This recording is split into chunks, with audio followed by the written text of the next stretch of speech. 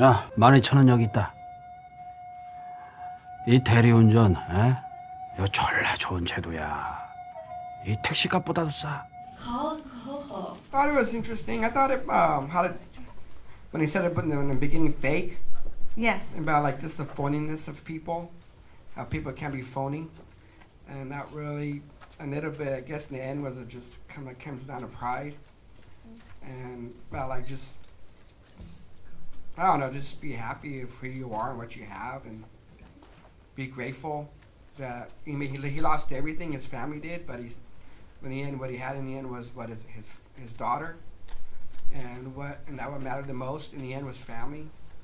And maybe I'm looking at it at a religious point of view. I'm a person of faith. I'm still a person of faith, and so I thought it was kind of interesting about the rebirth. A lot of us did the whole things with the first set was about like rebirth, being alienation, maybe fakeness, how the people are fake with the sexuality, and in the first one, and in the first half of the film festival, and just about how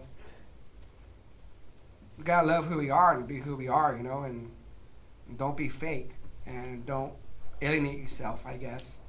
And so there's some good themes in there, a lot of good themes.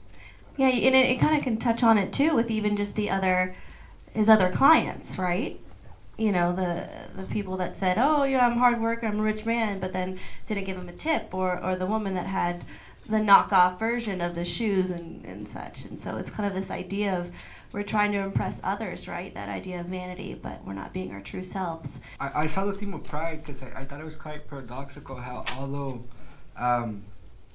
throughout the film it was like I'm meeting each different client and each of them had their sense of pride towards the end of the film, like it sort of questions whether or not we could ever rid ourselves of pride, because he left the car sort of like, oh, check your brakes, so it was like, let me mess with you one last time. And it's like you can't really rid yourself of pride no matter how hard you try, and it's just the way that we actualize and live it. So it's like, which part do you enjoy, whether it be vain or like, hey, I won't take stuff from anyone. 예.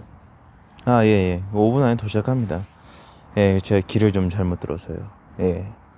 What I got out of it, especially because they had 3 affluent people who he was helping, I think he was making them see that he is a person and he is valuable and that they need him, although they walk through the world as though they own it. Mm-hmm.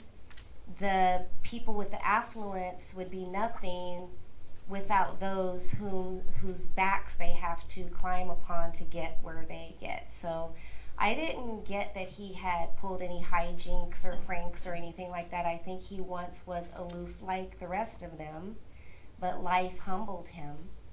And I felt that his leaving the brake off the car wasn't trying to get back at someone so much as a wake-up call saying, you gotta stop treating the little guy like they're lesser than you, because now you're gonna have to fix your damn car because you treated me with disrespect, and I deserve your respect. I got where you need to go safely.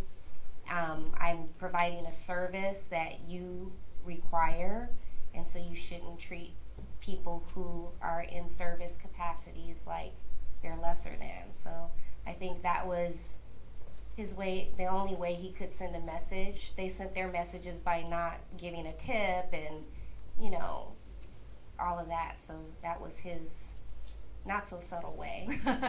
No, I appreciate the other side of the concept, because actually now I think about it too, he also kind of gave the dig to the lady about her shoes too. So he kind of left each person with a little something. I saw this very misogynistic character, and every person that he encountered through his growth was like a reflection of himself, his anger and his aggression, and the final character was like, it was almost like the angel devil thing. Like this was the devil he was finding, and then the rain came, and he had this revelation. He transcended his vanity.